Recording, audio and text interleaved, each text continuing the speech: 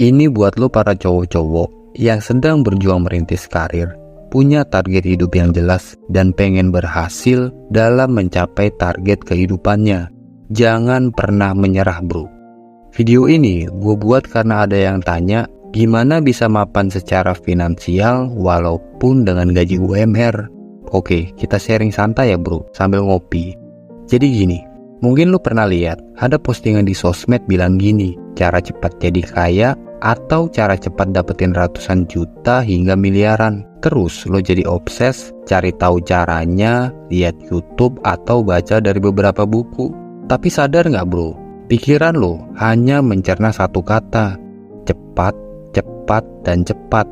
Ditambah lagi, lo sering lihat orang-orang yang pamer kekayaan, bikin semuanya terkesan logis dan masuk akal.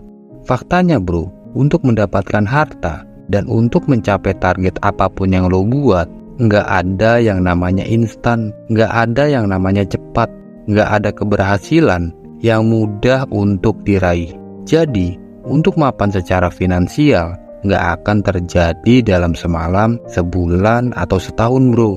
Mungkin lo ngeliat juga ada orang yang beli mobil mewah dari main kripto, beli rumah dari hasil main saham.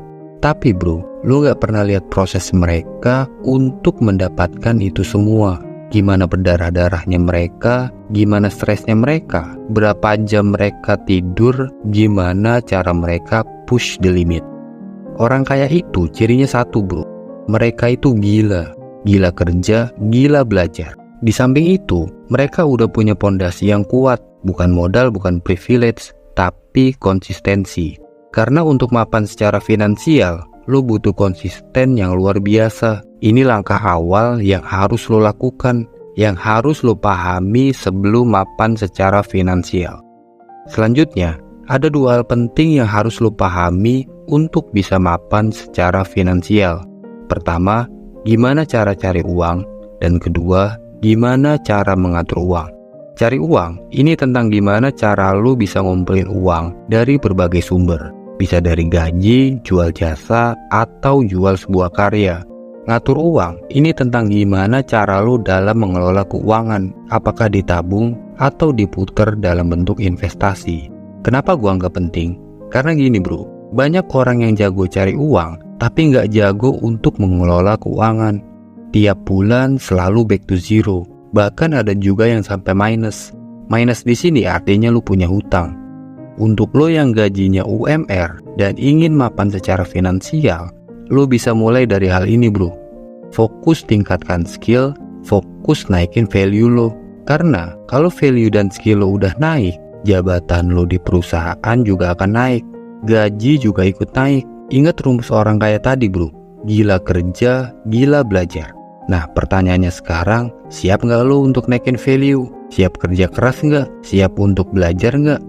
Kalau lo nggak siap, jangan pernah bermimpi dan berharap di masa depan lo bisa mapan secara finansial. Sekalipun ada yang menawarkan jalur instan, tetap ada proses, perjuangan, dan waktu yang harus dikorbankan. Artinya, itu nggak ada instan bro.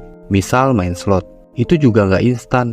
Butuh analisa, butuh ketepatan waktu, butuh proses. Nggak ada yang sekali main, langsung menang ratusan juta. Atau misalnya jalur instan yang lebih ekstrim, seperti ternak tuyul. Itu juga nggak instan bro. Ada banyak persyaratan, butuh ritual, butuh tumbal. Udah gitu nggak halal pula. Kalau lo siap belajar, siap kerja keras, itu bagus. Ini artinya lo udah punya mentalitas yang lebih tinggi dari kebanyakan cowok. Nah sekarang gimana sih cara ngatur uang?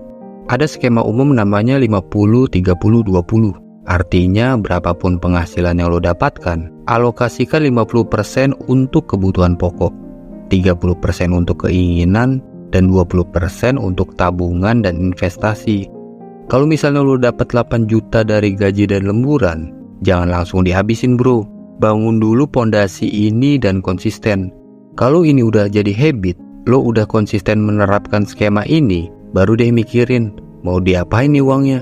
Tapi perlu diingat bro, kalau kita masih ngerintis karir, gaji pun masih UMR, pilih investasi yang terjangkau sama keuangan lo. Ini yang pernah gue lakuin beberapa tahun yang lalu. Dulu, Gue selalu sisihkan 2 juta setiap bulannya. 1 jutanya gue invest dalam bentuk emas, 1 jutanya lagi gue invest untuk naikin skill. Gue ikut seminar public speaking, belajar editing, nulis artikel, content writer, graphic design, yang kesemuanya itu baru bisa gue nikmati hasilnya 2 tahun belakangan ini. Karena gini bro, kalau lo hanya mengandalkan active income dari gaji tanpa punya skill lain, percaya deh, cepat atau lambat, lo akan back to zero. Gambarannya gini, lo kerja, lo punya active income, lo nabung terus sampai di nominal tertentu. Setelah tabungan terkumpul, lo pakai untuk jalan-jalan atas nama healing. Setelah itu, kerja keras lagi, ngumpulin uang, terus ngambil cicilan kendaraan yang notabene itu adalah hutang. Impact-nya, lo jadi kerja mati-matian untuk melunasi cicilan itu. Sadar nggak bro, pola seperti ini bahaya banget buat kehidupan lo. Bayangkan ketika perusahaan tempat lo bekerja mengalami efisiensi dan lo di PHK. Lo nggak punya active income, bingung untuk bayar cicilan. Ngandelin pesangon, nggak seberapa bro, karena cuma dapat 1 kali PMTK. Itu pun cepat atau lambat. Kalau lo nggak punya skill untuk mengatur keuangan, ujung-ujungnya juga back to zero. Jadi pastikan mulai sekarang, pilih investasi yang terjangkau sama keuangan lo. Investasi yang sesuai dengan latar belakang kehidupan lo.